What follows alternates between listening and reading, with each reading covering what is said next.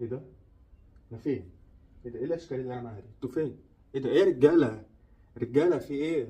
انتوا رحتوا وسبتوني ليه كده؟ طلعتوا فوق قوي كده ليه؟ يا رجاله حد يمد ايده ياخدني يا رجاله الاشكال اللي انا معاها دي. يا اخواتي جعان حد يرد عليا.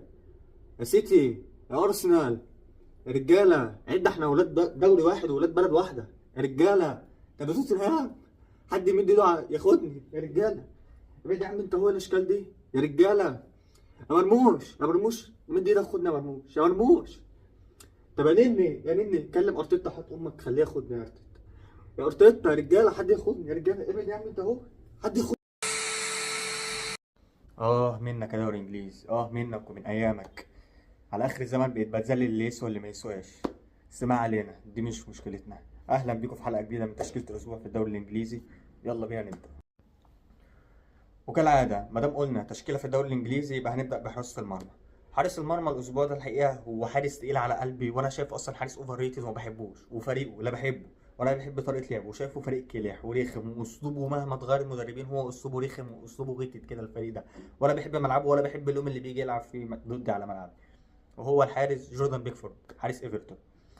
الحقيقه هو ما عملش يعني تصديات خرافيه ولا عمل اعظم اداء الاسبوع ده ولا حاجه، بس هو كمجمل هو عمل ماتش كويس قدام مانشستر يونايتد.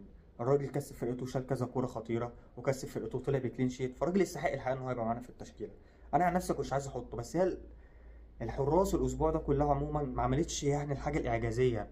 هو يا اما حراس خدوا على عينهم بالجزمه، يا اما حراس مشوا الدنيا وخلاص. والله انا عن نفسي كنت عايز احط دافيد راي حارس ارسنال، بس بعد الجون اللي لبسه من ريتشارلسون ده هو ودى نفسه في داهيه. بعد الجون ده هو جون بصراحه جامد، والجون كان مسخره فيه، فمش هينفع ان احط. كنت عايز احط روبرت سانشيز لاعب تشيلسي، بس برضه لقيت ان هو كان ماتش حنين وفي الهادي وخلاص. وطبعا اكيد مش هحط اليسون لان هي مش ناقصه فضايح. وطبعا حارس نوتنغهام فورست ابقى كداب لو قلت لك ان ليفربول كانت عامله خطوره وراجل كان شايل فرقته وكسب. لا، الفرقه كسبت برواقه والفرقه كسبت وهي واقفه على رجليها.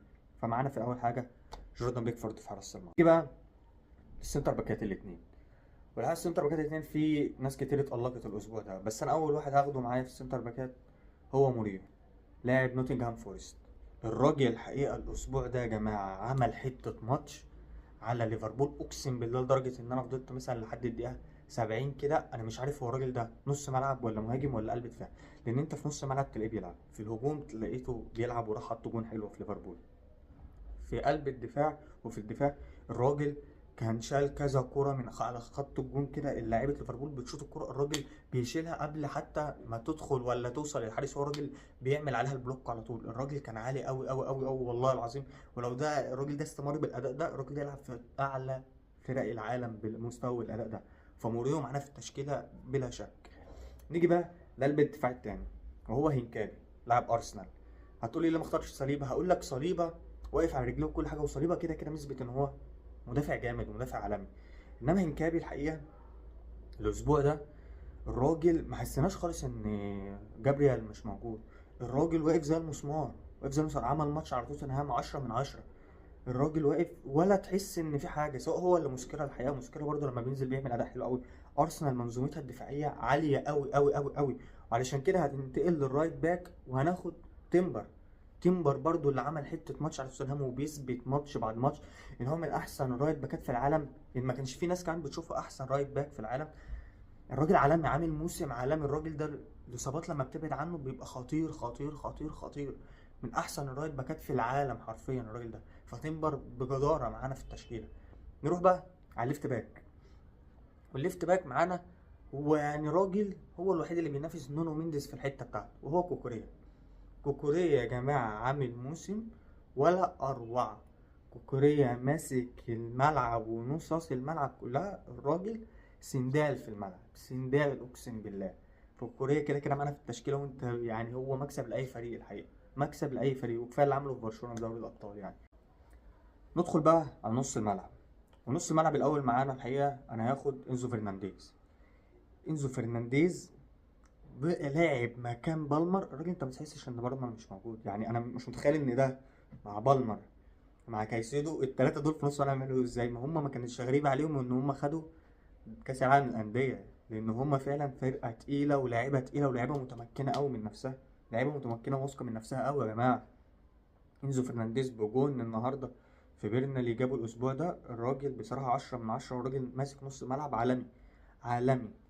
نيجي بقى النص ملعب التاني. والنص ملعب التاني انا هاخد برونو جومرايش لاعب نيوكاسل يونايتد. انا مش هتكلم كتير. انتوا شفتوا نيوكاسل عملت ايه في السيتي الاسبوع ده؟ انتوا شفتوا ايه اللي حصل في السيتي الاسبوع ده من نيوكاسل؟ شفتوا بعينيكوا كده ازاي ملعب السيتي اتاكل بسبب جولينتون وجومرايش. بس هو جومرايش في العموم هو اجمل. جومرايش هو اللي عمل مباراة قوية جدا جدا جدا وجبارة على اللعيبة كلها، وهو من الاسباب الرئيسية ان نيوكاسل كسبت السيتي بلا نقاش. جمهوريش معانا في التشكيله وراجل تقيل. الراجل ده انا نفسي اشوفه في فرقه كبيره بجد ويبقى عليه اضواء، لان الراجل ده اندر ريتد جدا يا جماعه، جدا يعني. نيجي بقى لتالت لاعب معانا، هوز ايزي.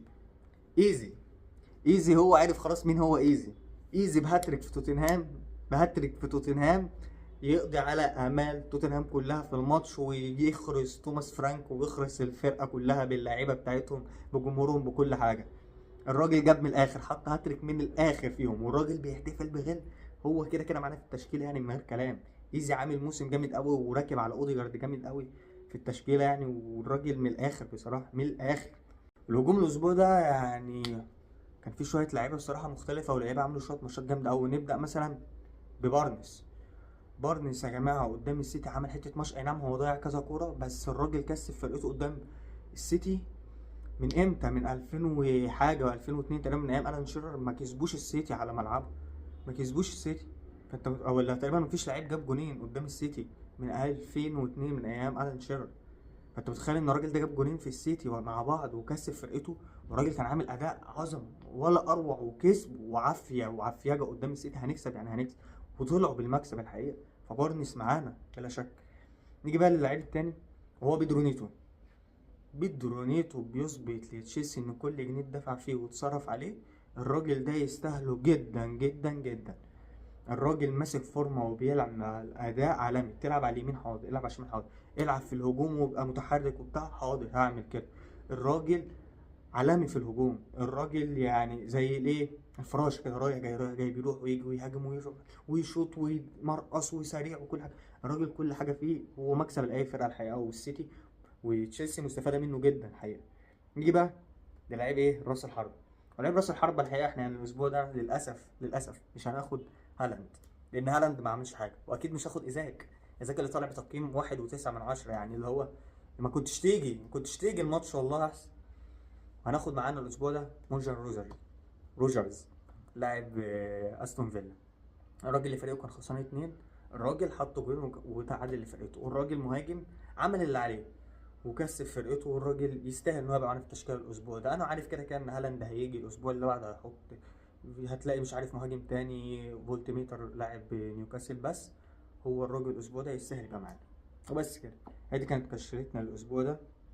يا رب تكون، قولوا لي رايكم برضو في الكومنتات، قولوا لي ايه تشكيلتك الاسبوع وكده. يا رب تكون الحلقه عجبتكم. لو عجبتك الحلقه ما تنساش تحط لايك واشترك في القناه. سلام.